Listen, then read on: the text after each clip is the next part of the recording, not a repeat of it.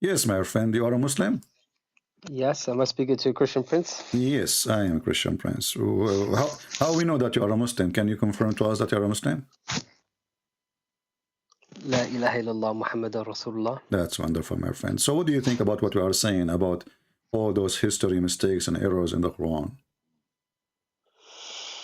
Well, to be honest, I don't necessarily like to, because you said as an example, the wife of Fir'aun was Asiya, and this is true. It is mentioned in our narration Okay. that this is the case, so I'm not going to lie about that. But the brother, I don't know who you're referring to, who said that Pharaoh has been discovered to be Ramses II. I don't agree with this notion. Well, you can see the videos. People, they can remind all of them. Mimi Hijab, he said that all of them, all those YouTubers Who's Mimi Hijab? Sorry, Mimi who's this? Hijab, he is the guy who, you know him, the guy who take off his clothes in front of the Chinese embassy. You don't know him? No. Okay. Well, he like to strip to prostate. But anyway, so as long you are a Muslim, you don't want to make any comment about those errors in the Quran? Well, I only heard you talk about this part at the moment. I wanted to actually ask you something because I've seen a few of your videos. Can you keep your mouth closed from the microphone, because for some reason I'm losing your voice. Give me 1 second, sorry. Right.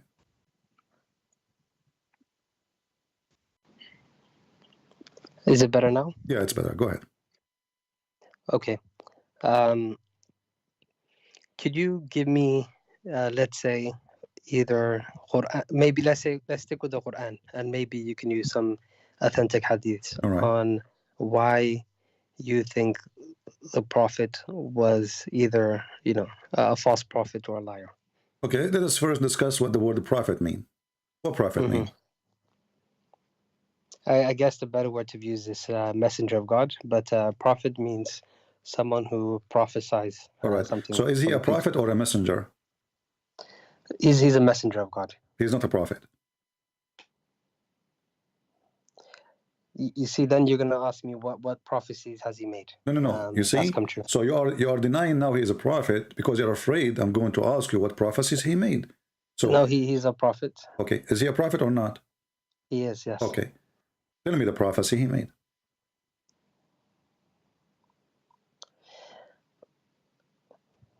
Okay, you mean that's come to pass or are going to come to pass? My friend, prophecy is a prophecy. When you try to prove to me, first of all, by the way, I welcome you. You sound like a nice guy. So you are welcome. Always, we welcome Muslims who they are really polite to join us, and we would treat you very nice, the same as you treat us. So you are welcome. My friend, help me. When you say a prophecy, that means he said something, and it's confirmed. So obviously, something came to pass. Okay. Are you familiar with Surah Rum? Okay, let us go to Surah Rum. What about it? If I'm correct with my understanding, and I could be corrected here. Yeah. This verse was. No, sorry, I got a better example for you. No, let's go for this one first. Let us finish it. Okay, if my understanding is correct, and there are some hadiths that suggest this. I don't know them by memory, but it was revealed at the time of the Battle of the Trench, where the Muslims were surrounded by the Mushrikins. And it was, there's a few hadiths as well along the lines, but while the Prophet, was, ditching, to make a trench, I'm sure you're familiar with the Battle of the Trench. He told them about the prophecy that, at that period, the Persians already conquered parts of Rome up to Egypt. But the prophecy the prophet said that, the Romans will be victorious in this battle. And at that time, it was very difficult to believe this, just because of, and I am a historian here. It was quite difficult to believe just because of, Khosrow II domination of the Roman Empire. Okay, let me answer about this. And you are the one who said you would like to see an accurate hadith, right? Yes. According to your hadith, this verse came after the Rome became victorious, not before. And this is the hadith in front of your eyes. Go ahead and read it. I can see the Quran here. Yeah, it's the going to Romans take had maybe a second for you to come there. Okay, sure. Let me just make sure YouTube is live. Okay.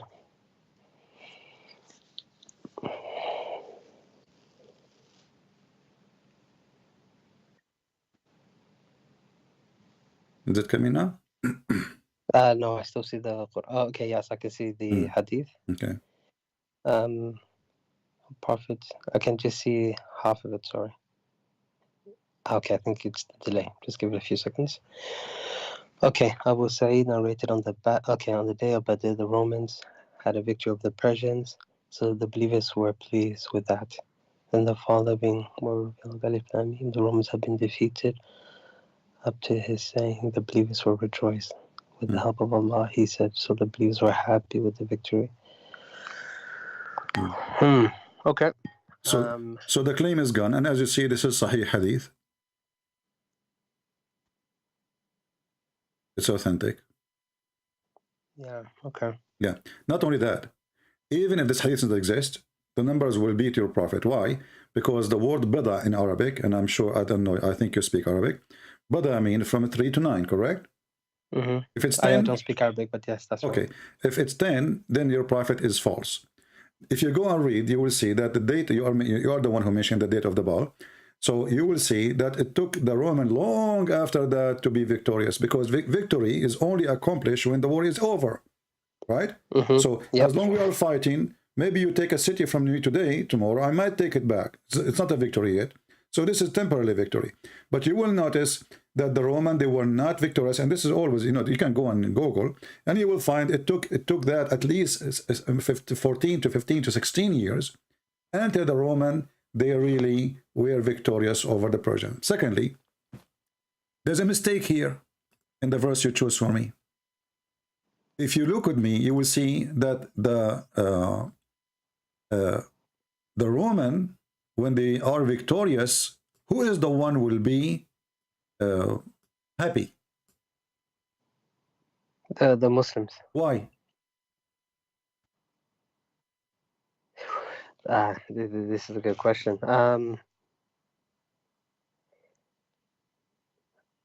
don't know the Islamic. I don't know the position for it, but I would assume it's because, as you know, with history, after the Prophet died, they were able to quickly conquer both Roman and the Persian Empire. You see, the believers will be happy because the Roman are victorious, not because the Roman will be, you know, victorious, not because later the Muslim will be victorious over the Roman. No, but it weakened both empires, you see. No, this is not about, you know, because if you go and read the tafsir, you will see, because supposedly the Christians are believers and the Muslims are believers. So the Arab, they were making fun of Muhammad, saying to them, look like your God is not helping. So Muhammad, he made a response saying, well, he is going to help, right? So here you see the stupidity. That secondly, like suddenly... Can you show me this understanding? Open the tafsir, here we go. We open chapter 30, verse number 4. Okay, give me a second.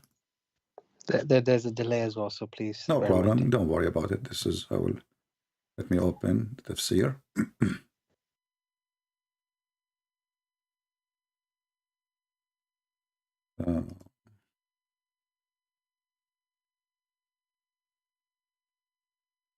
Chapter 30, verse number 4.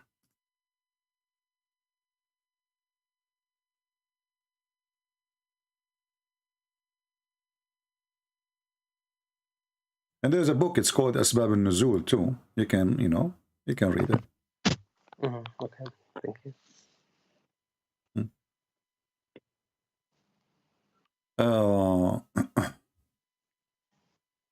Let us see, this is Jalalain. Okay, command before the first victory. Okay, and the result, God command, other word. Okay, let us see the book of Asbab al-Nuzul, maybe will make it better, easier for us. There's no Asbab al-Nuzul here. Let's see Ibn Abbas. All right. Okay, in a few years. Okay, in a few years, babe usually means between 3 and 9 years or 10 years. So two armies met again. 7 years after this formal encounter, to defeat the Persians, to God belongs the command before and after that is before the defeat of the. Okay. Well, you know, actually, here we go. The one is complaining, the one is making fun of this, is the disbelievers. When the Roman will defeat the Persian, and also when he gave victory, who is the one who gave victory? Allah. Okay, so let us see. I'm trying to find where, like, exactly the translation. You know, most of the time is not really a decent translation. Let's see Ibn Kathir. Here we go. Let's go to Ibn Kathir. Maybe Ibn Kathir will make it better.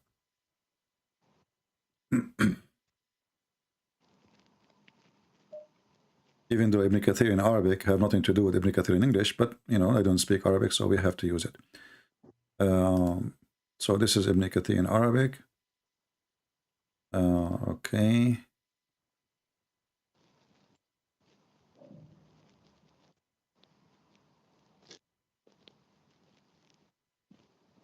So while you find that, but what you're trying to say is that the reason why the Muslims were happy is because the Romans were Christians and they are fellow believers, right? Because the pagans supposedly making fun of the Christian, they lost the Persian, they destroyed them, you know, they killed them, they took Jerusalem, you know. Okay, and Allah will help, you know, Allah will help who He will. So Allah, He helped the Roman. Okay, for what reason? Let us see. On the day they were the revealed Persian were prevailing over the Roman, the Muslim wanted the Roman revealed over the Muslims. Read carefully. This is Ibn Kathir. The Muslim wanted the Roman to prevail over them because they were people of the book. So give it a second. I think it's still loading. Okay, there it is. The decision of the matter before helps. On the day they were revealed, the Persians were prevailing over the Romans. The Muslim wanted the Romans to prevail over the Persians because they were both people. Follow the book. Concerning this, Allah said. And then He says, and the Quraysh, on the other hand, wanted the Persian to prevail because neither of them were people who follow the book, correct? Yeah, that's right. There's a reaction. Okay, let us here see how silly is that. As long we are people of the book, and Allah will give us victory because we are people of the book. How we are the same people who we attack a few years after, but we are the same people who worship Jesus. How the Muslim will be happy to see the people of the book victorious over the Persian if all of us we are going to go to hell anyway? Does it make a difference anyway? So here you see Muhammad, how he flip apart. Muhammad, when he tried to make himself look like a Jew, and the Jew, they rejected him. So Muhammad, he decided to kill all the Jews and the Christians. Muhammad is like Obama. When he go to Egypt, he's a Muslim. He sit with the Christian church, he is a Christian, he hold the Bible. He sit with the atheist, he make fun of the Bible. He sit with the homosexual, he is a gay. That is Muhammad. He changed his skin, depending on the location. And now we need to ask you, as long this is the, you know, we are here. When the Quran says we are people of the book, do we have a book? As in Christians, yes, you guys have a book. What is our book? The Bible, the Gospels. What the Quran says about it, what it says, what is the name? The name of the Injil. Injil. But isn't Injil is a Greek word? Injil is a... Yes, it's a Greek word, correct. Okay. Yep. So Jesus, according to Muslims, or Isa, he was sent to the Jews, correct? Oh no, I don't think so. What do you mean no? So you Muslim, you say the only messenger who sent for all mankind, it was the Prophet Muhammad. I know Muslims say this. I'm not going to deny this. I don't think there's a Quranic reference that explicitly states let us go this. to the Quran then. You see, I know your Quran better than your Prophet himself. So okay, let's see it. All right. You're gonna show me وَمَا أَرْسَلْنَاكَ إِلَّا رَحْمَةً لِلْعَالَمِينَ. No, this is not have nothing to do with our topic, you know? Sure. Okay. Okay. In chapter 2, verse number 87, Allah, he sent Moses, and after Moses, he sent Isa. He sent it to who? To the Jews. No, okay, right. So there is, if you go to Surah Saf, for example, you will see verses where Prophet Isa is speaking to the Jews. Hmm. But if I'm correct, there is a verse in Surah Yasin that talks about some messengers being sent, disciples of Isa. But this is So a contradiction. This is not a proof. This is a contradiction. This is what I'm trying to show you. Actually, thank you for helping me. So Allah, he sent a book. It's called Injil, which is a Greek language, to a person. His name is Isa, and he was sent to the Jews. So I am sent to the Jews, but my book is written in Greek. It's like saying I am sent to the Arab, and my book is in German. This is another okay, mistake. no, but you have to remember the context of it, right? What is the context? The context is when Jesus was there. At his time, there were Jews, of course, but there were also Romans, right? They were occupiers. No problem. But the Quran confirmed. No, the Quran confirmed that Allah will never send a messenger except by the tongue of His people, and the tongue of the Jews is the Hebrew. It's not, actually they fight the Aramaic, the Hebrew, they fight, etc. But they've been forced to use it. Even it's written in their all the scriptures because they've been forced to. But the Quran confirmed, and this is your problem, not my problem, that we never send a messenger. This is chapter 14, verse number 4. We never send a messenger save with his language to his folk. Why? Okay, in order to make it clear for them. Okay, so what is the folk of Jesus? Who is the folk of Jesus? Sorry, can I just say something though? Go ahead. Right. We know that the Romans occupied Jerusalem, right? And there were a lot of Roman soldiers there. Are you saying that God would abandon the Romans because they couldn't speak the language, or God would? I am saying what your God's saying. I'm not saying what my God's saying. I'm showing you what your Quran's saying. The Quran's saying we were never sent to save with the language of His folk that He might make clear for them. Can we see the interpretation, please, for this? Sure. Here we go. Which you want? Ibn Kathir, Al-Qurtubi, Al-Tabari, Al-Jalalain? Which one you want? Let's go with Ibn Kathir, please. All right. So chapter 14, verse number 4.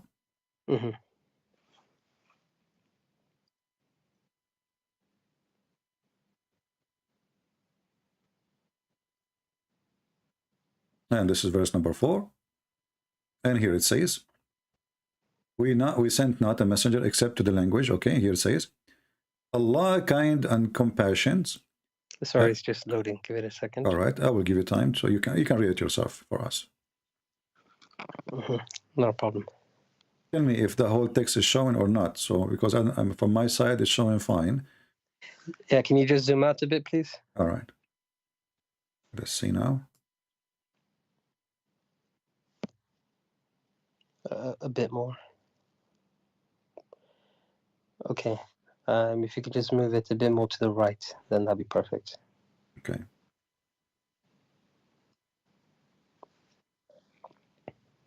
Okay, every prophet was sent with the language of his people, guidance, misguidance. Okay. Allah is kind and compassionate with His creation, sending messengers to them from among them and speaking their language, so they are able to understand the message that the messengers were sent with. Allah said, and then the verse itself. Okay. Sending them from among them. Okay, so that means that He's going to be from them, which Jesus,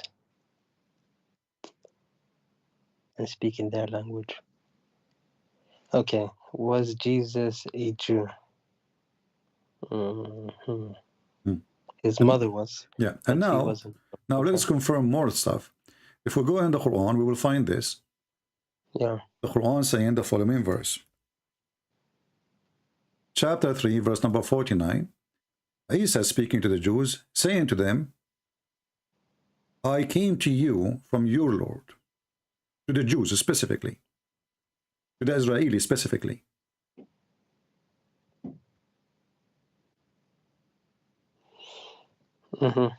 Yeah, you're right. The verse does say that. Okay, so I was sent to the Jews, I was sent to the Israelis speak Hebrew, and then Allah, He decided to choose the Greek version of the Bible, which is obviously, this is the word is known at that time for the Greek one, and Muhammad, you do not have any idea what he is using. He just used a word which he do not know what it's mean. And he claimed that he never sent the messenger except to speak the tongue of his people, and he have to be from the people.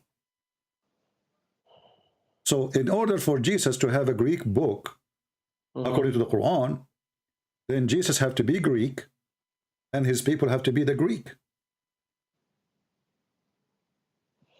Okay, he will be a messenger to God, to the Israelites, to whom he was saying. Yeah, I guess you're right. I guess you're right. In the top of that, look what happened now. Muhammad is no prophet no more. Why? Because the Quran says that Allah, he sent him Rasulan lil Alameen, correct? To the mankind. He was sent as a mercy to the mankind, yeah.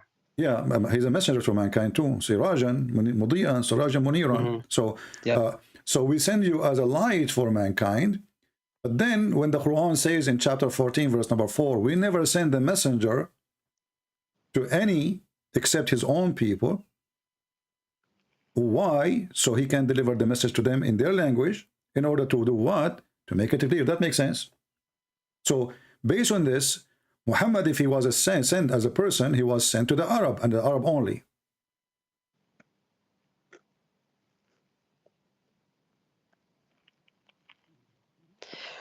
I follow your logic. Yeah. This is not my logic. This is the logic of the Quran. I'm just reading your book, my friend. This is not my logic. Okay. So Muhammad is a fraud. Because, and the verse is so clear, it says, we never, and he said that when Muhammad was a prophet already, correct? This is not after Muhammad, he died. Muhammad now is the one who delivered this message, saying to him, we never send a messenger. So Muhammad is included. No, this is a very strong argument, actually. I don't have an answer for this, but let me take this one away with me. And now, actually, we are not done. This will open more doors for more crazy stuff. Because the Quran says that Allah, he sent Muhammad to Mecca and what is around it. Is that correct? It is, yeah. I read this. You're right. Okay. Say that. So, in chapter 6, verse number 92, sorry, it says, we have blessed the book, which is the Quran, revealed to confirm, which was revealed before it. Actually, this is false translation. Revealed what is between his hands. If you know Arabic, it says here, مصدق الذي بين يديه, confirming, believing in what is between his hand. And this is the book of the Christian and the Jews. And now he will see here. So confirming the book which is sent before, let us change the translator because this is false translation. Always the Muslim, they deny and they try to fabricate the translation, because when you say what is between his hands, that destroyed the whole Quran. Confirming not what was before it, what is between his hands. You will see all translation, they took the word between his hands. Anyone can take this, take it to Google, and you can see مصدقا الذي بين يديه. And by the way, this is a very bad Arabic. I never heard of somebody saying مصدق الذي بين يديه. What is that? What kind of Arabic this one? But anyway, let it go. So believing in what is between his hand, and to warn what is around Mecca, the mother of towns. Mecca is a small village at that time anyway. Until now, actually, it's small. You know, the investment and the money, etc. But still, it's nothing. So Muhammad was sent only to Mecca and what is around it. And suddenly Muhammad became a messenger for mankind. And then the Quran says, we never sent a messenger except to the people, speaking the tongue of the people. And now that will take us to a different person. If you remember, Allah, he sent Moses and Aaron to speak to the Pharaoh. That's right, yeah. Okay. Is the Pharaoh from the people of Moses? The Pharaoh wasn't Jewish. But like I was mentioning about the Jesus point, because Mm. you know they lived in Egypt, they had to interact with the Egyptians. Yeah. So if they were to accept the belief, they would be part of the people of Moses. My You friend, see doesn't what I'm matter. saying? Doesn't matter. The Quran says we never send the messenger except to his people. So Moses will not be a messenger to anyone except his people. So how he is a messenger to his people, and then he go to Pharaoh, invite him to believe in Allah, and ask him his people to believe in Allah too. So that broke what Allah is, because the verse before it says we never sent. Correct? We never sent. No, like I said, it's a very strong point. I need to take this away with me. I don't have the answer. It's All a very right. strong point. Okay, so until now, I'm showing you things after thing after things. All of them, they are crazy, and all of them prove that Muhammad is a false prophet. So if you remember when you called me, I said, well, he's a prophet. Can you give me a prophecy? And turned to be everything he said, this guy is wrong. Right. We spoke about one prophecy, and we spoke about this topic here. Now, all of them, by the way, are prophecies. All of them, if you they lead, because Muhammad was not in the time of Moses, correct? He was not, no. Okay, so when I say something nobody knows, this is a prophecy, even if it's in the past. If I say how God created the earth, God, he told me, this is what prophecy is. God told me. Prophecies can be about something happening in the future, or will happen in the future, or something will happen in the past, but nobody knows. Something secretly uncovered. So God informed me, and he told me how he created the earth, as an example, how he created the baby. So by time, people didn't discover how the baby is created. So now you say, oh, Muhammad, he prophesied that the baby is created in a certain way, which is wrong. Like he said that the sperm came in from the backbone of the man and the ribs of the women, which is crazy. So he prophesied how the baby is made, and time come, and if science confirm what Muhammad is saying, that will be a prophecy, but the baby is already made. Muhammad himself was a baby, correct? Okay, so let's talk about that one right there. You just mentioned. Yeah. Can you pull up the verse, please? No problem. If we go to chapter 86. Yep. Chapter 86, verse number. Let us go verse 6 and 7. Here we go. This is the Quran. خلق من ماء دافق يخرج من بين الصلب والترائب. And as long you mentioned before that you like Ibn Kathir, we can go to Ibn Kathir. You don't mind, right? Yep, let's go to Ibn Kathir. All Just right. give it a second. It's loading. All right. So we go to Ibn Kathir, and let us see.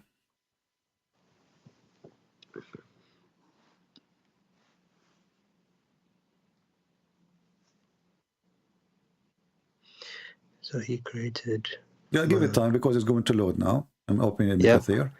Proceeding between the backbone and the ribs. Okay. All right. This is Ibn Kathir. I put it for you on the screen. Let us read together. Just give it a second. Okay.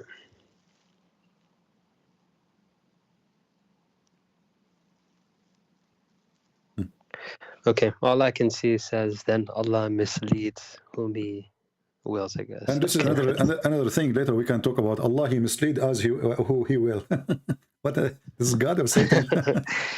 Okay. Right. We can discuss this. That's okay. All right. No, so read for me, my friend.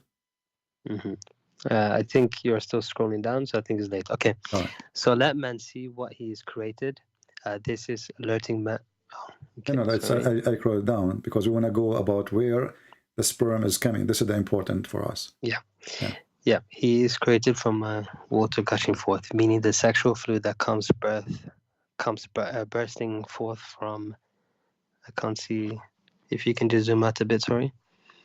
Zoom out. The man and just a little bit. Sorry. Yeah. Okay. Thus, the child is produced from both them by the permission of Allah. Due to this, Allah says, proceeding from the backbone and the ribs, meaning the loins of the man and the bones, ribs of the woman, which is referring to her chest. And by the way, this is fast translation. In Arabic, it doesn't say all the loins, it's the backbone. Muhammad, he said. Sorry, I'm just a bit confused there. Sorry, give me a second. Okay. Proceeding from between the backbone and the ribs. Backbone, meaning the backbone or loins of the man. Okay, so we're talking about two separate people. And okay, so it's talking about sexual fluid coming from the backbone of the man and the ribs of the woman, which is referring to her chest. How in the world this is from God? Because we know sperm comes from the testicles, right? So no, according to Muhammad, testicles are decoration, like the one you put them in Christmas tree. You know, they are hanged there for like, you know, like a Christmas light. Yeah. Okay. It's good to see a Muslim laughing. You know, I like it. So, my friend, is it from God? Is it really? This is God. This is prophecy. Sorry, what is it? What does it mean? Ribs of the woman? Can we please? The ribs. What you know, if you go and read the interpretation, it says in Arabic, it says موقع القلادة. Actually, even here, Ibn Kathir, he says that. He says Ikrama, referring to her chest. In fact, in Arabic, it says موقع القلادة, the location where the necklace is. You see, like the what they call it, there's little hole. Yeah, the bone. Yeah. Little hole between the top of your ribs, right away in the top. This is where the location of the necklace. When women, she wear a necklace, tight necklace, that will be in that location. So according to Muhammad, this is where sperm is coming from. So can you just send me the link? Sorry, just I apologize. Send me this link. My friend, the problem with this website, it doesn't show link. It shows I can give you the let us say the website, and you can open it from there, because there's no like unique link. You know what I mean? I will post it in the chat. This is I'm using the website. It's called wordofallah.com. Word of Allah. You're talking about Ibn Kathir anyways, right? Yeah, this is Ibn Kathir. Yeah, doesn't matter. You can open it any website you want. Yeah. So let me find it myself. Give me 1 second. Yeah. I posted actually in the chat. You can use the same website. Word of Allah. Search for wordofallah.com. And then go to chapter 86. Verse, you know, from 1 to 10 in this website is showing you. Okay, so I'm in Word of Allah.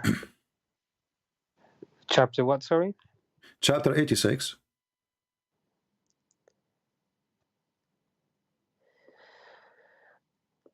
Yeah, okay.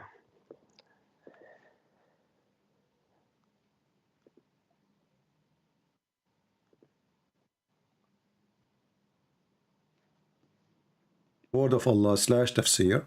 Yeah, I see it here. Okay, yeah. Okay. No, I was just double checking. Okay. Yeah, you're right. It does say that there. Yeah. How this can be from God? Is it obvious that Muhammad is a fraud? This is prophecy. You see, the baby is made, you know, since Eve, correct? In the past. Look, I'm not going to I don't lie, okay? So I'm not gonna sit here and say that this is correct. Because it's not. It's not. You know what I mean? I respect that on you. So I'm not going to sit here and try to make up excuses. It's very clear. So why, my friend, you're still a Muslim then? I mean, isn't it obvious? I mean, this guy is claiming to be a prophet, claiming that God told him this. This is not hadith. We can go over it. We can run over it. We can say, you know what, maybe somebody put it there. This is the Quran. Okay, how about the teachings? Don't you think at least they're good? You know what I mean? Our friend, I can be a person who speak about being good as much as you want. Doesn't make me from God, because I can earn respect of people for being good. You know, I can be a person who have my own agenda. Maybe I want to be a king. Muhammad became a king. And, you know, as long as you are talking about teaching, when you say good teaching, what good teaching mean? I would say good teachings mean, I'll give you an example, actually. Charity. Charity. Well, how Muhammad, he did the charity? He told them, go and attack the Romans so you can get the blonde girls. اغزوا الروم تغنبوا بنات الأصفر.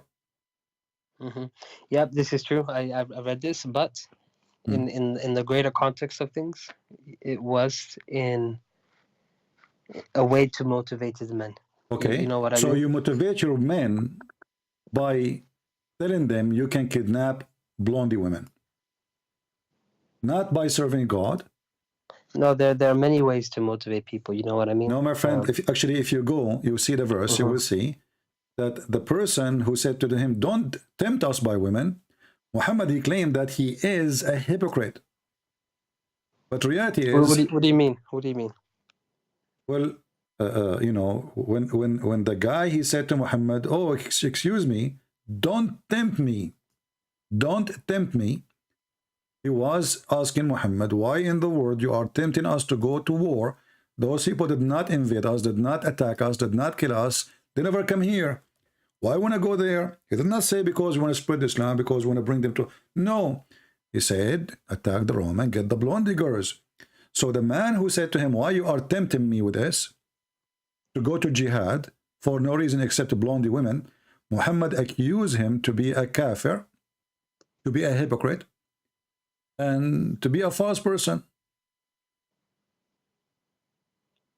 And this was before the Battle of Mu'tah, or after? Sorry, just. This is when Muhammad, he decided to send his messenger to attack, to warn the Roman, convert or else. And when they refuse to convert, you know, actually after, before he sent, according to the Muslim, not me, I'm not the one who make this history. Yeah, so, yeah. I mean, this is before Tabuk, right? Yeah. This is, and then he decided to go to Tabuk, and he failed. He failed in Tabuk. He went there. He could not make it. So he was, you know, the victory he promised was a fraud. And by the way, you are the one who mentioned to me that Muhammad, he predicted that we will conquer the Roman, correct? Yes, but you see, before Tabuk, before he even went there, it was to avenge the Battle of Mu'tah, if I'm correct. Doesn't matter. This is where Zayd bin Harith. You see, I don't go by all the history of Islam. I believe all of it is shish kebab. But however, Muhammad, the one who was happy for the Roman to be victorious, now he want to kill the Roman because they are kuffar, which is very funny and very crazy. In the same time, he is not asking the Muslim to go and attack to spread Islam. In fact, in chapter 9, the same chapter we are reading, you will see that when the Muslims being forbidden to have any non-believers in Mecca, the Muslims, they fear the property. You know, read with me, chapter 9, verse number 28, the same chapter. Oh, who you believe, you know, verily, let us, you know, this translation is very funny. The AdWords is not there. Let us go see another idiot. They make it so long for no reason. Okay, here we go. Oh, who you believe, truly the pagan are unclean, najis. This is a very fascist, racist. No, but sorry, you're jumping topics though. No, we are not. I will show you why. We are. Listen. Okay. Oh, who you believe, truly the pagans are unclean, so let them not, after this year of their approach to this, after this year of theirs, approach the sacred mosque. And if you fear poverty, soon Allah will reach you. And right away he says, attack the Roman, attack the Christians and the Jews, kill them. So how Allah will reach you? So attacking the Roman was a solution for money, not for God. No. You see, from the Islamic perspective, the reason why the Muslims attacked the Romans was because their client state murdered their emissary, or the missionary sent to convert him to Islam. Let us go by that and let's see how funny is that. So you send the messenger saying either you convert to Islam or I will kill you, and then you expect them to give you a hug. He is the one who is announcing war. Convert or else. Aslim taslam. That's what he said to him. Aslim taslam. You want to be safe? No, I don't think this is what he said. I'm not too sure exactly. Here we go. Let me show you, my friend. Don't, you know, for me, remember, you are talking to Christian Prince. I'm not a kid. Aslam taslam. Here we go. And this is the hadith. And you are the one who said you accept Sahih hadith. That's correct, yeah. Let the screen load, sorry. Bear with me a second. And your prophet, he keep mentioning that Aslam taslam to many people. Always he said that. But anyway, let us go. I mean, if what you're saying is true, okay, then it's justified. Okay, here we go. But if it's not, then no, read it, my friend. Here we go. Yeah, read it. And you know, this is the funny. The Muslim, they say that he killed him. They killed the messenger, but the messenger is Dahya al-Kalbi. But according to many Islamic books, Dahya al-Kalbi, he did not die in that No, day. no. The messenger was Harith, right? Now here we go in front of you. It says Dahya al-Kalbi, my friend. So Muslim history is a fabrication. So read with me. So Allah he sent to the governor of Al-Basra, in that time Hercules, whatever his name, and he said to him, in the name of Allah, the most merciful, the compassion, Muhammad is a slave of Allah, blah, blah, blah, blah, to Hercules, the ruler of the Byzantine, blah, blah, blah, blah. I call you to Islam. If you become Muslim, you will be safe. Sorry, it's just starting up. Okay. Messenger of Allah, which they had brought to the governor of Basra, which in turn passed it to Heraclius. Okay, that's the governor. That's right. He read it out, saying, in the name of Allah, the merciful, the compassionate, from Muhammad, the slave of Allah and his messenger, to Heraclius, ruler of the Byzantine. Okay, I guide you to Islam. If you become Muslim, you will be safe, and Allah will double your reward. If you turn away, then you incur wrong action of your subjects, O people of the book. Come to a proposition which is the same for us and you, and bear witness that you are a messenger, that you are Muslims. Sorry. So become Okay. Muslim, you will be safe. Otherwise, I will kill you. This is a threat. This is not a message No, of peace. it doesn't say I'll kill you, but it is threatening for sure. No, my friend. Aslam Taslam. Arabic is my first language. Aslam Taslam. That's what Muslim they say. Become Muslim, you will be safe. Otherwise, we will kill you. That's it. That's it. You know. So this is what you're saying. It says in Arabic, right? It's in Arabic and English too. You see, Aslam Taslam. This is literally translation for the Arabic. Become a Muslim. In English, become a Muslim. It says, oh, sorry. Continue. Okay, become a Muslim. Become safe. Safe from what? The guy, he's the king.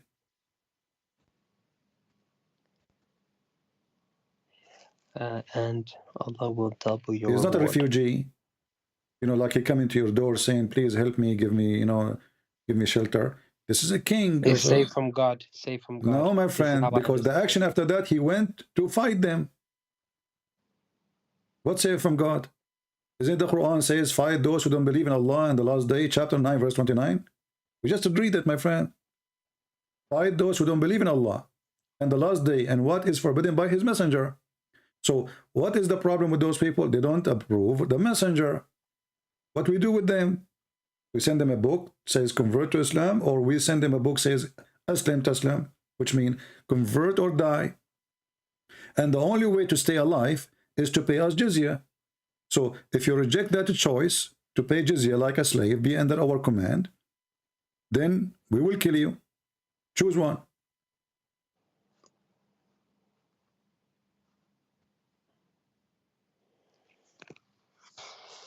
Okay. And as you see, you are the one who mentioned to me that Muhammad, he motivate his men by the blonde girls. If I am a decent person, speaking of God, I will never mention, hey guys, they have a blondie girls there. Let's go and get them. I will say, let us bring the religion of truth to everybody. What the girls have to do with this? And you will see, as long as we are talking about women, how women and sex involve very much in Islam. You are the one who mentioned, well, don't Muhammad have a good teaching? Is this a verse? There's a verse about women, she can offer herself to the Prophet.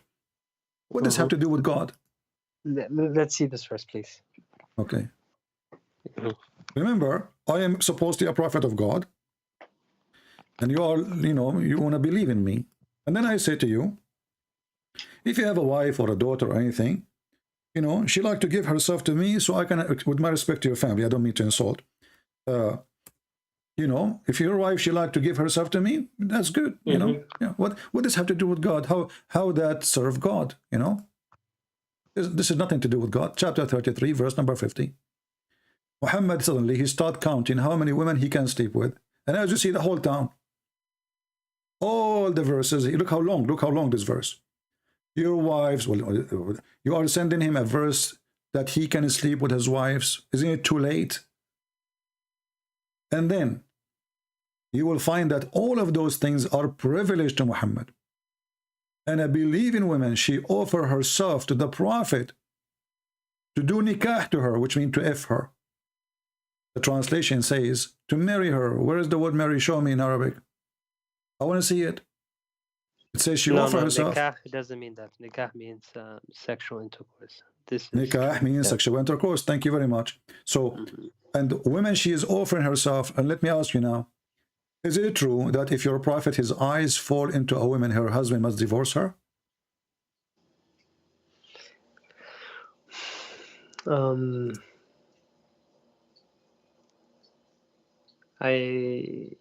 I think I've studied this. Yes, I think I've heard it. I've come across this. Yes. So, yeah. You mentioned to me, what about his good teaching? Is that a good teaching? That I'm a prophet of God, I go to your house, when I respect your wife, I see your wife, I like her, I say divorce her so I can have her.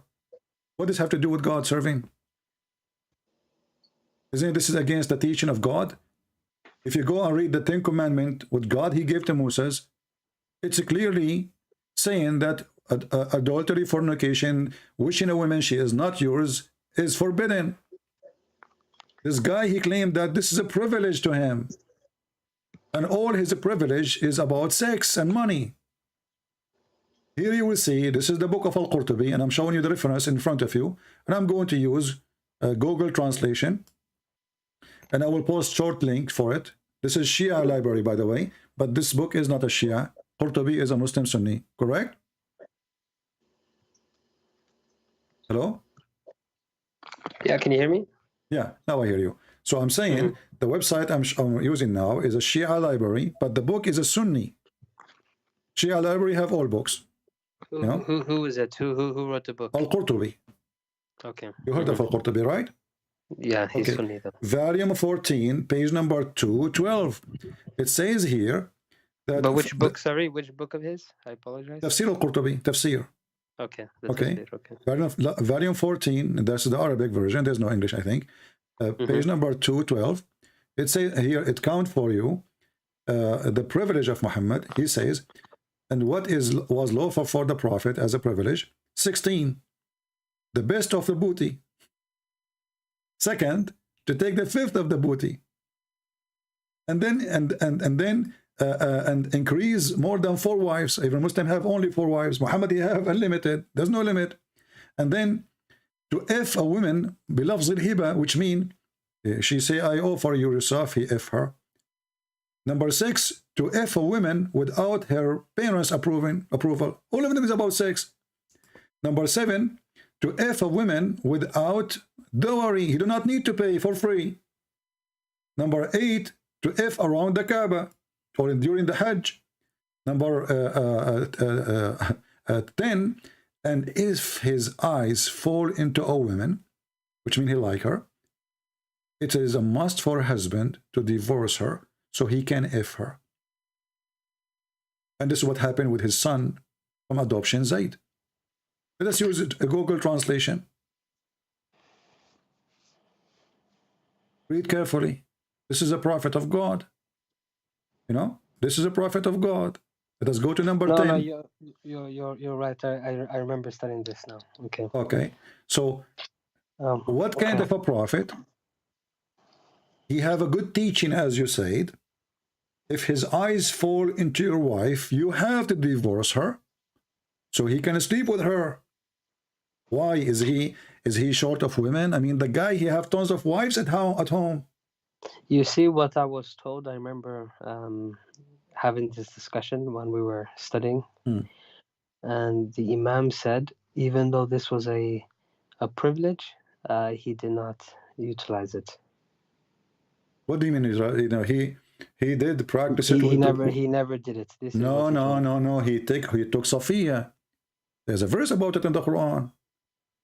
In the chapter of Al-Ahzab, you know, Zayd, when Zayd, he finished with her, and the Quran. You mean Zainab? Zainab bint Jahsh, Zainab, this daughter of the donkey. So no.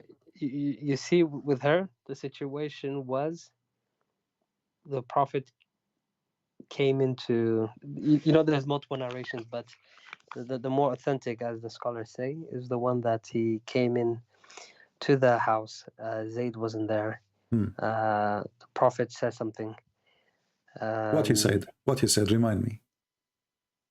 I don't remember off top of my mind. He said, but my there was heart, something my about heart flipped for you. He flirted with the women, correct? Yes, it Okay, was. Yes. so what do you mean he did not practice that? He went to the house of a married woman.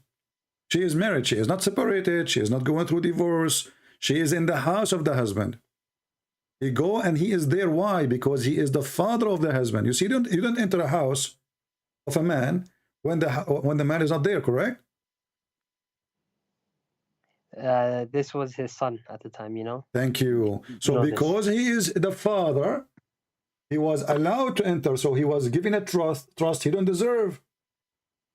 When I trust you because you're my father to enter my house when my wife is alone, you are there for a reason because you are my father.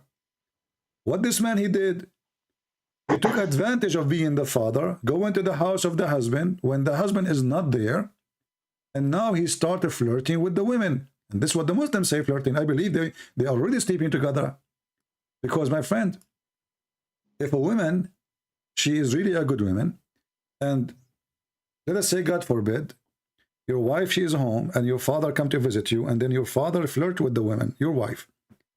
How angry your wife she would be. She would be very angry, don't you agree? Yeah, she would be. But she is not angry, she is proud. You know? And then the interpretation says that when Zainab, she told him, فَفَطِنَ, it says, فَفَطِنَ Zayd. So he got it. So right away he went to Muhammad and he told him, you know what, I don't like her, I want to divorce her. So now he knew that they are sleeping together.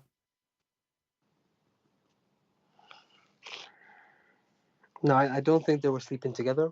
My friend, what is the difference between somebody flirt with a woman she is married? Isn't it, this is a sign that he is willing to sleep with her because already he disobeyed the good ethic of God. What is different? Isn't it your Quran? Isn't it your prophet? He says that adultery is adultery of the eye and the tongue, correct? Correct, yeah. He did say this. So he commit adultery.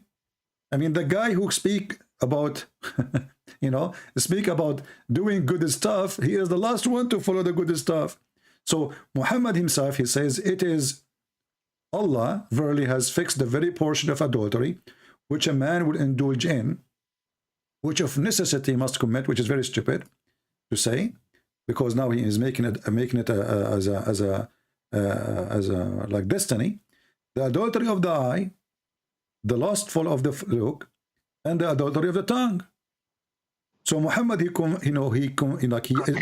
said it clearly that this is adultery of a tongue, adultery of an eye, because his eye saw the woman, correct? And she was wearing sexy clothes. And now he did adultery with his eye because he wished a woman she is not his. He have a lustful look at the women. And then the result of that, he committed adultery with his tongue. But this is what the Muslim says. We don't know what happened for real. This is what the news says. And not only that, if you go to Al-Qurtubi, you will see that Zainab, she claimed that after that, Muhammad, he flirted with her. Each time her husband, he tried to sleep with her, Allah, he make his penis swell. Is that correct? I have never heard of this one, to be honest. Can you show me this? Okay, let us see. Let me show you. Hold on. Give me a second.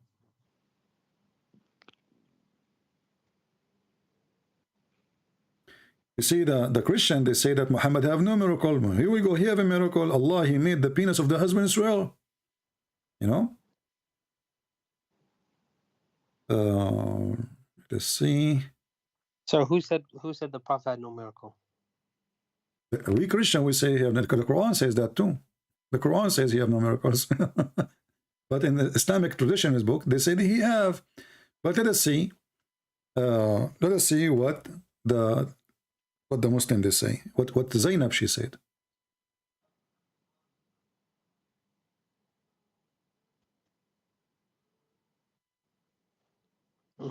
And for miracles, there is the while you search this one up, sorry, I'm not sure if you found it yet, the hadith on Zainab, but yes, the splitting of the moon.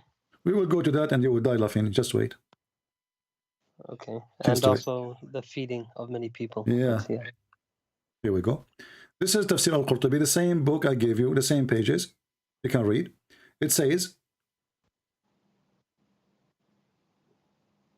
أن زيدا تورم ذلك منه. Mentioned in a hadith coming from Zainab that she said that Zayd, his penis is swell each time he tried to get close to her. Are you sharing your screen? Sorry. Yeah, it's in the screen. Okay. Give it a few moments. Sorry.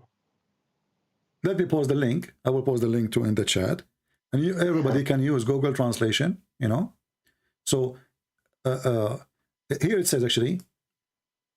Yeah, I can see it now. Okay. It says here, أمسى زيد فأوى إلى فراشه. So Zayd, he came at night. He went to his bed. And then Zainab, she said, and he could not do it to me, which means he could not F her. وما امتنع منه غير ما منعه الله مني. And nothing make him not to be able except Allah. He forbid him. He could not do it. And then he says, إن زيدا تورم ذلك منه. So Zayd, his penis, swell.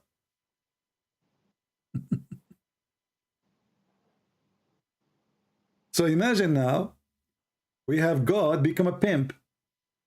This woman, she is lawful for the husband, not lawful for Muhammad. She is married to the husband, not to Muhammad. And the husband is the son of Muhammad by adoption. And now Muhammad, because he liked the women, even he forbid adoption. It was a turning point for Muhammad. Suddenly, adoption is forbidden. Just because you want to have the women to sleep with her, because the Arabs start saying, what the heck, this guy is going to sleep with his own son wife? So this is why the Quran says, you are afraid what people will say? And you are telling the husband to keep his wife? Which means the Quran saying, you Muhammad, you are being hypocrite now? You are telling the guy, keep your wife, when Allah, he inform you that he want to give him, when you know, this is yours, take her. Where is the ethic? This is God, or this is a scam? And let me post the link for everybody so anyone can use Google Translation, including you, when you speak Arabic. But you can feel free, you can take it to any sheikh in the mosque and let him read for you. Okay. You see, in the Old Testament, we have a story of David. You know, he took a wife of somebody else. He sent him to war, so he will die, and he take. But you will see that the Bible condemn him. God, he punished him. God even said to him, "Don't build the temple for me. Your money, your hand is full of blood." So God condemned him for that. Not only that, God, he punished him. Even the son he have from that woman, he died. Here we see the opposite. Muhammad, he want to take everyone women by blessing of Allah, encouragement of Allah. And you will see that Aisha, she said, Inni ara rabbuka yusari'u ila hawaka ya Muhammad. Allah, I see, Aisha, she said, I see that your God has to your temptation, your sexual desire. To your convenience, yeah. So Aisha, she noticed that Muhammad is a fraud. You see, I wanted to speak to you about two things here. Okay, it's actually three. So first of all, I wanted, because you're an Arab, right? Right. I'm guessing you're born a Christian as well. Right? No, we don't believe in as a Christian that we are born. We believe that we are born again. Born again mean you can be born of a Christian family, but does not make you Christian. You know, you are going to be Christian if you understand who is a Christ and you accept Christ as your savior. This is called born again. Go ahead. But what I mean is that I'm guessing that you lived your whole life in. Yeah, I understand. You know, okay, go ahead. Yeah. Okay. So now you've read the Quran in Arabic, right? Yeah. Do you? I've been told, obviously I don't speak Arabic, that it's a lot better in Arabic. In English, I always said, it's not very coherent book. You know what I mean? My friend, what you Is just it the said, same in what you just Arabic said, or- what you just said, proved to me that the Quran is stupid. Let me explain to you. Tell me. The Quran is in Arabic, and in Arabic is way better, correct? This is what I was told, yes. Okay. But isn't it your prophet, he said, that Allah, he sent him the Quran in 7 ways or 7 letters? Okay, Yeah. what is the reason? Muhammad, he claimed, what is the reason behind 7 the Quran in 7 ways or 7 dialect? I don't know why. Because people cannot comprehend the Quran. So imagine, you just said something, I find it very funny, I'm not making fun of you, but I'm making fun of Islam, that the Quran in Arabic is better, but as you see, the Quran in Arabic is worse because Allah, he need to rewrite the Quran 7 times in order to make the first Quran, in order to make the first Quran clear.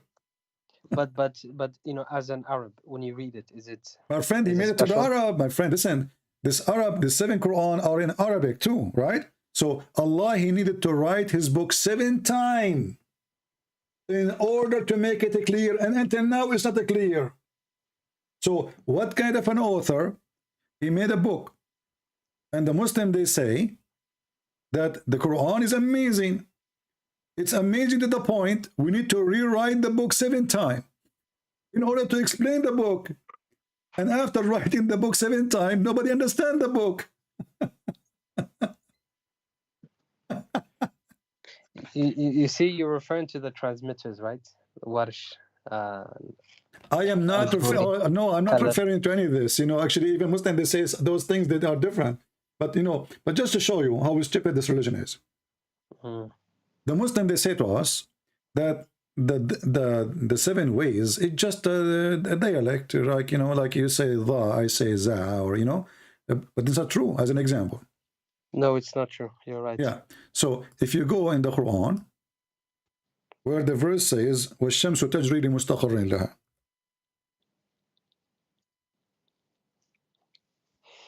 the sun run into its own course.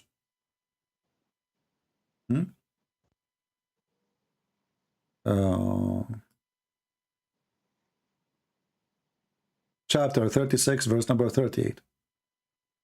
Here in Arabic it says, in English, and the sun runs on what it is fixed course.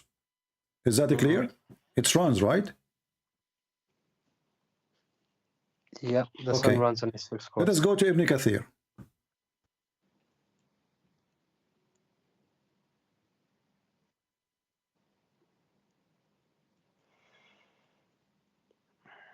And now you have the page from your side, you can open it.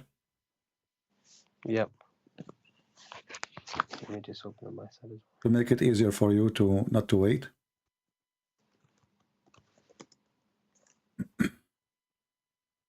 So what was the verse again? Chapter 36, verse number 38. 36, 38. Thank you.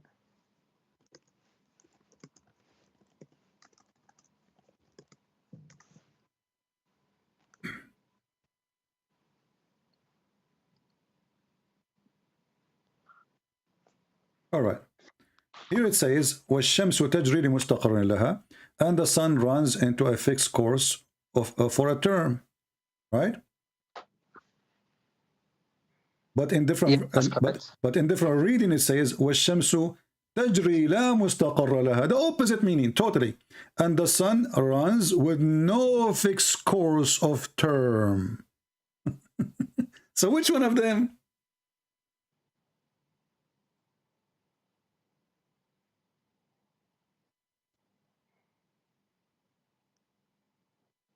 One saying the sun run into a fixed course, and one saying the sun run with no fixed course. So this is not different dialect.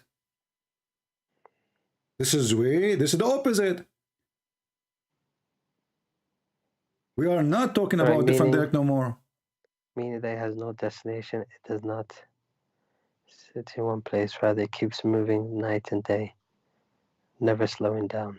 Or stopping as the time. Well, But this is the opposite of the verse, the same verse in different recitation. It is totally the opposite. One says it runs, the other one says to a station or to rest, and the other one says it doesn't run to rest. So how this can be different reading? are you showing both readings on the screen, sorry, or not? It's in front of you, my friend. It says here. Here we go. Read it. I can see the one says, and the sun runs with no fixed course for a term. No, read the first one. And لِمُسْتَقَرٍ لَهَا, here we go. And its fixed course is beneath the throne of Allah. Here it's go down, it says. This is the verse, لِمُسْتَقَرٍ لَهَا, on its fixed course for term appointed, between two brackets, means it has appointed time and it will not go beyond that. Then if you go down, it says the opposite. And the sun runs with no fixed course for a term. Here, the sun runs with fixed course of a term. Which one of them? Okay. Yeah, it's a problem. This is not a problem. This is a joke. There's no way God, he says this both.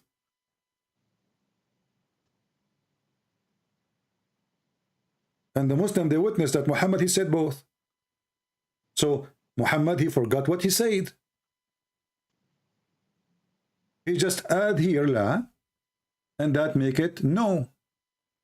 Here he forget the la. So when the Muhammadan, they say, well, different dialect does not mean different Quran, that's a lie. Because this is totally the opposite. Okay, I see what you're saying. So my friend, after all of this I showed you, isn't this is enough for you? Be honest with me, to leave Islam?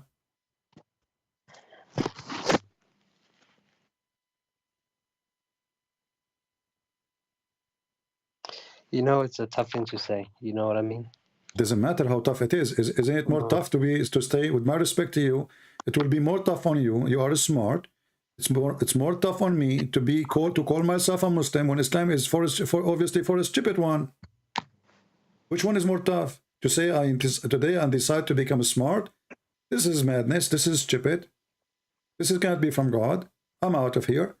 It is tough to say that, or it's more tough to say I'm going to stay Abdul, following a madman, a stupid man. He says stupid things. Which one is more tough?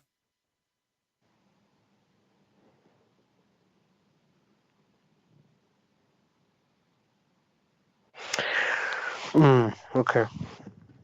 I agree. So do you agree to leave Islam, my friend?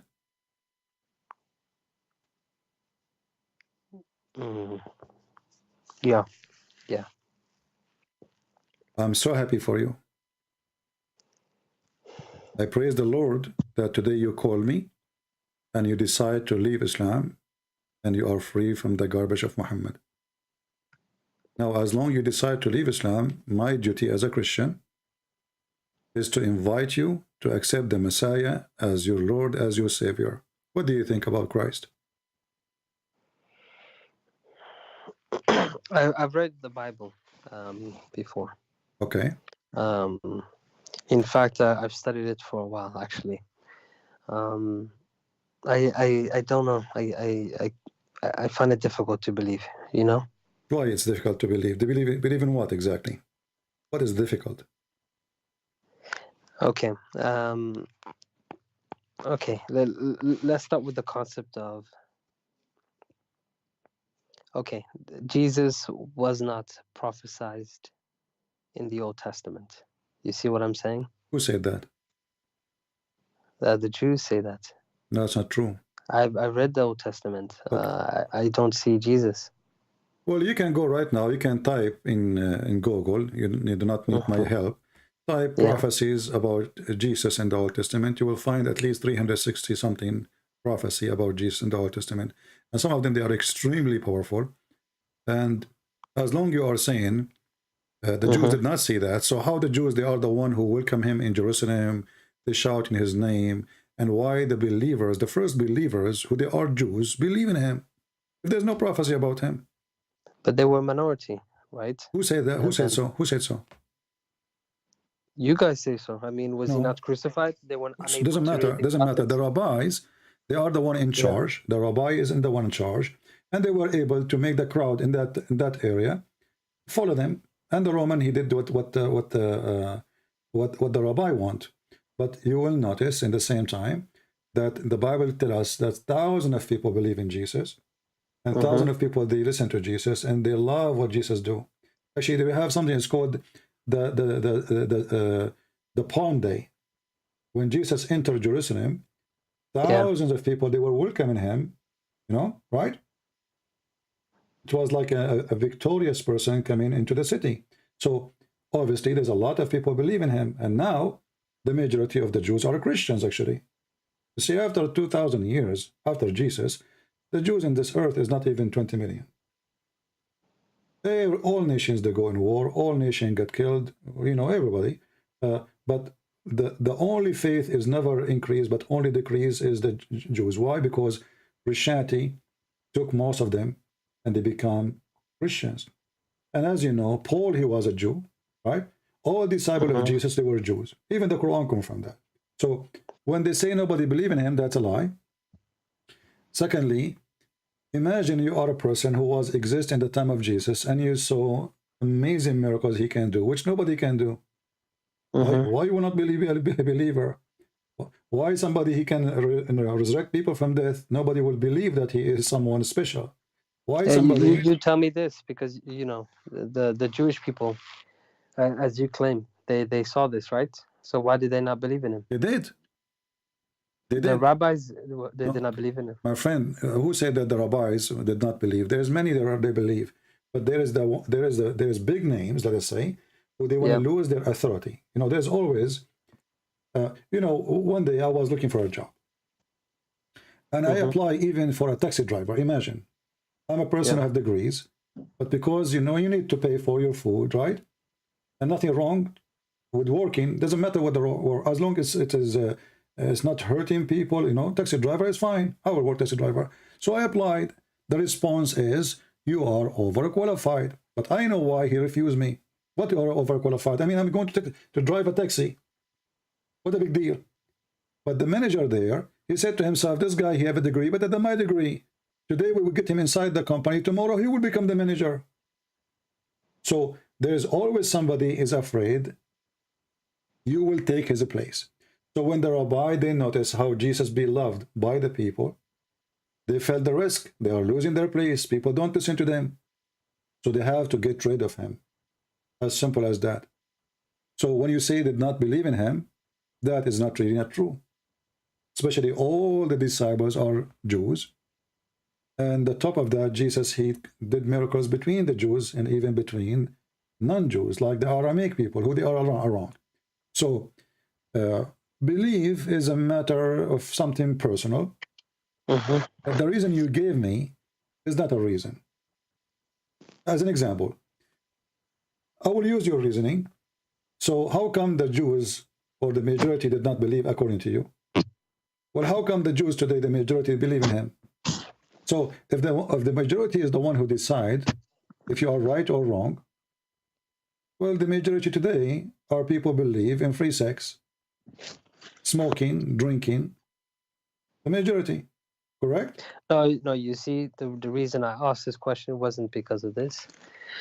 It's because of two reasons. I've heard that Christians often, and I have to be honest, I have to go back and read the Bible again. No because when I read it from a Muslim perspective. You know what I mean? I understand. But when you guys talk about the Old Testament, like when I read the Old Testament, the New Testament, I would see the prophet in places he shouldn't have been in. You know what I mean? No, I don't know. This is why. Okay, so Christians often, you guys say that Isaiah 53:5 is referring to Jesus, correct? Right. But I was watching a video where a rabbi was explaining that this isn't referring to Jesus, but it's talking about the nature of the Israelites in general. Well, we got him busted. You can watch the same rabbi. I think you are talking about Tuiva Singer. This guy's an idiot. You know, Mhm. you know, I made videos about him, many videos, and everybody knows that this guy is a liar. You know, as an example, this guy, they ask him if Muhammad is a prophet or not because he's a hypocrite. How come you Jews? I made a video just it's still in my channel actually. I did not delete it. You can watch it. Uh, how come the Muslim they say that Jesus is the Christ? Remember as you said, this guy he don't believe that Jesus is the Christ, correct? Yep, they Okay, don't. so they ask him, how come Muhammad he think that he is the Christ? He did not answer. He did not dare. And he starts saying, the Muslim, the believe in different Messiah. He's the prophet for them. And it doesn't matter. It's not a question. The question is he a Messiah or not? And then he claimed that the Muslims do not believe that the Messiah is from David. But this is absolutely false. And we show the difference. So this guy is not a legitimate person even to listen to. Honesty is honesty. You see, when you talk to me, I don't take a side. I'm an American person by having an American passport. I serve in the USA Army. If you ask me about Trump, I voted for him. I say he's dumb. If you ask me about Biden, I say he's stupid. I don't take a side. I say as it is. If somebody in my chat, he's an admin, he says something wrong, I am all over the place over him. So I don't take a side except the truth. So when those people, they say something, it's not even convincing to their own people. In case you do not know, you know, we believe that Israel, and maybe in 15, 20 years from now, they will have a huge number, you know, big number, which is going to change the format of Israel from this nation of the Jews to be the nation of the Christians. The Jews are coming to Christ in a huge number.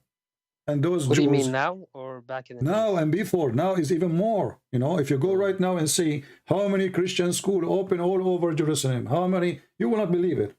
And who is the teacher? He is an ex-Jew. Who is the minister? He is an ex-Jew. Who is the doctor? Who is the professor? Ex-Jew. So they are afraid from Christianity, but they are not afraid from Islam because Islam is not convincing to the Jews. Islam obviously hate the Jews. Christians, they are the only one who say we love the Jews. We don't hate them. So Christianity is very attractive to the Jews. Islam is not. So the Jews, like this rabbi, they made Christianity number one enemy to them, but they fail miserably to convince anyone. And you can watch their videos and watch my video, and you will see that this guy, he come with stupid things, which is not true. As an example, when the Old Testament says that the virgin will give birth, this guy, he says the translation of the Christian is false.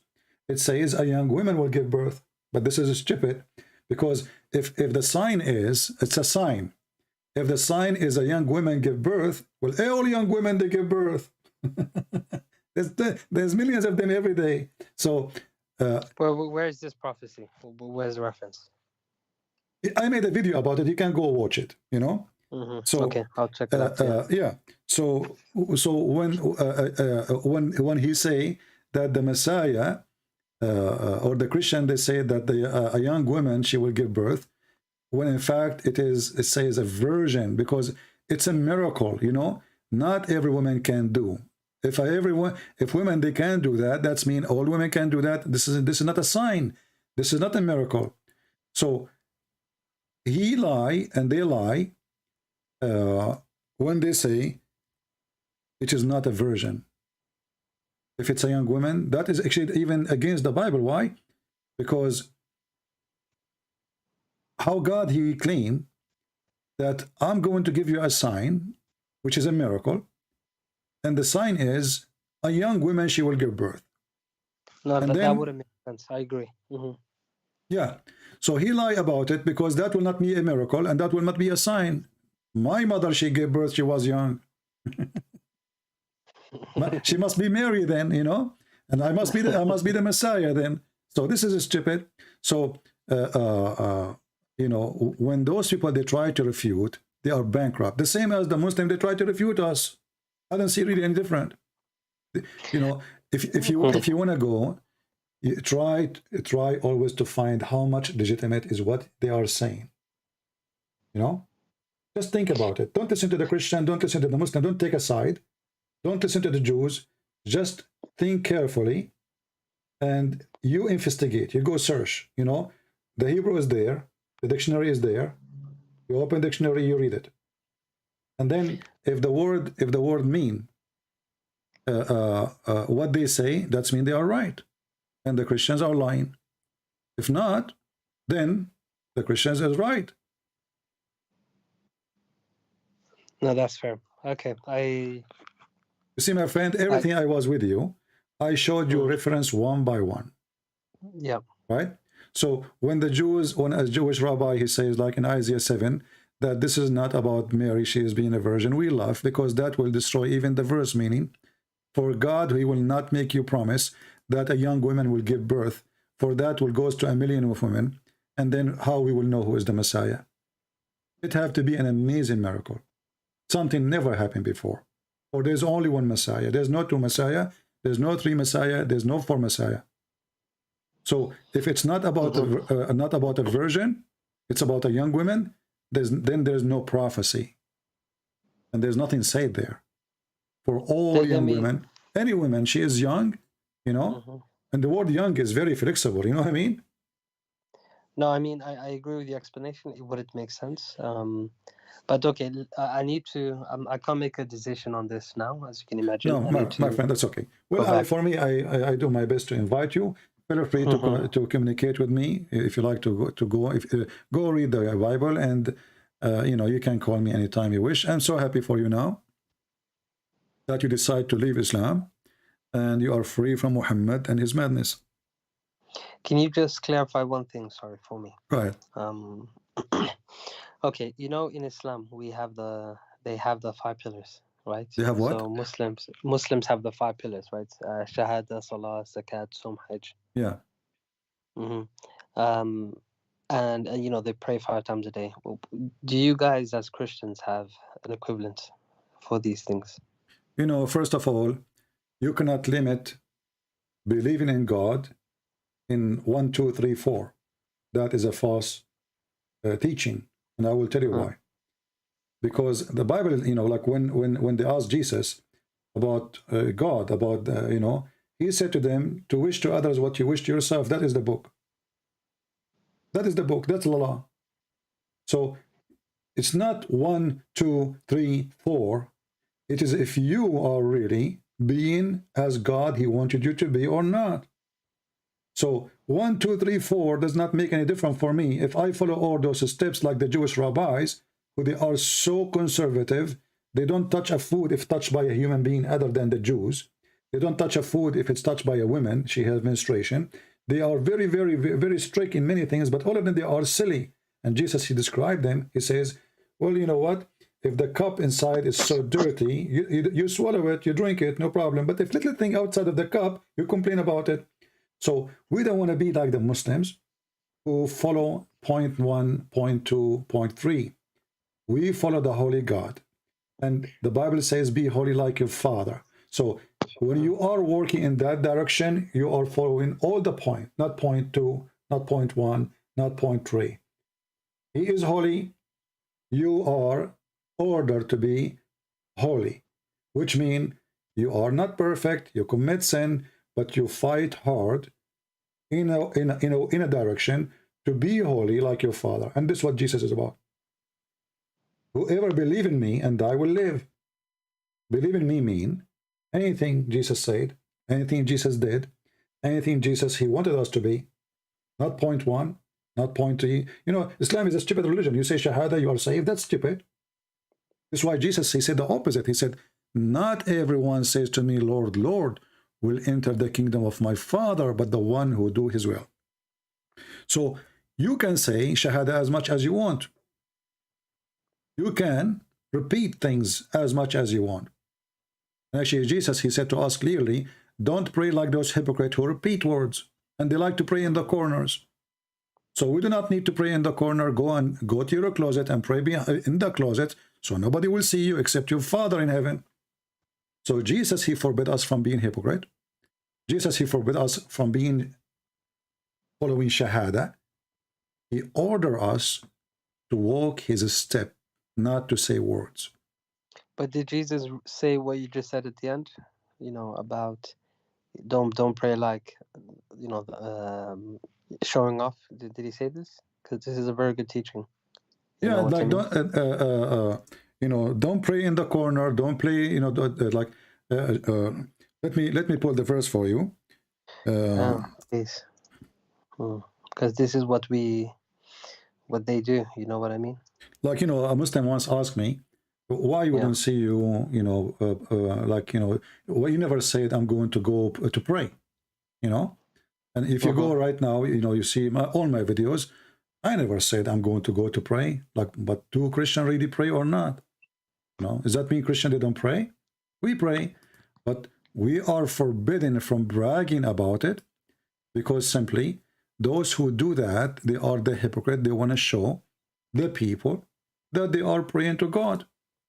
I'm going to play for you Matthew chapter 6, so you can learn from Jesus. Who is Jesus? Not from me. I mean, who can teach? It takes a long time. So what is it, Matthew? No, Matthew chapter 6. Matthew chapter 6, And I don't know if the sound will come to you now if I play it. Let me know if the sound is coming to you. Matthew 6. Do you hear the sound or not? Take heed that ye do not your alms before men. Okay, do this, my friend. Mute Skype. Mute Skype, Yep. just for, and watch the chat. And when people, they say to you, unmute. Actually, when the sound of the Bible stop, unmute, and you will be talking to me. So mute Skype and unmute YouTube so you can hear it.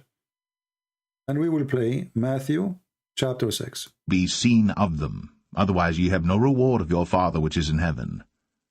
Therefore, when thou doest thine alms, do not sound a trumpet before thee, as the hypocrites do in the synagogues and in the streets, that they may have glory of men.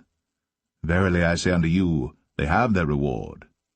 But when thou doest alms, let not thy left hand know what thy right hand doeth, that thine alms may be in secret, and thy Father which seeth in secret himself shall reward thee openly. And when thou prayest, thou shalt not be as the hypocrites are, for they love to pray, standing in the synagogues, and in the corners of the streets, that they may be seen of men. Verily I say unto you, they have their reward. But thou, when thou prayest, enter into thy closet, and when thou hast shut thy door, pray to thy Father which is in secret, and thy Father which seeth in secret shall reward thee openly. But when ye pray, use not vain repetitions, as the heathen do, for they think that they shall be heard for their much speaking. Be not ye therefore like unto them. For your Father knoweth what things ye have need of, before ye ask him. After this manner therefore pray ye. Our Father, which art in heaven, hallowed be thy name. Thy kingdom come, thy will be done, in earth as it is in heaven. Give us this day our daily bread, and forgive us our debts, as we forgive our debtors. And lead us not into temptation, but deliver us from evil. For thine is the kingdom, and the power, and the glory, for ever. Amen. Amen. For if ye forgive men their trespasses, your heavenly Father will also forgive you. We'll stop here. You will notice right away that this is the opposite of the teaching of Muhammad. 100%. They love to pray in the corners. They love to show themselves. They even put a rag on the top of a car. They go and they pray in the middle of the square. I remember when I was a kid, I visited a Muslim child in my age. When I go to his house in the cold winter, his father, he opened all the windows, so the neighbors will see through the balcony that he is praying. And I say to the kid, why your father opened the windows? It's so cold. And then I learned from this kid a lot of tricks the Muslim they do. In the month of Ramadan, when we go to his house, we eat cookies. We are kids. We eat cookies. We drink tea, yeah. And then now we want to leave. And then he says, stop, stop, stop. And he grabs some salt and he put it on his lips. So why you do that? He could not answer, because if he talk, the salt will fall down from his lips. And then I asked him, what do you do? He says, because now people will see that we have, you know, we were eating and our lips is not dry.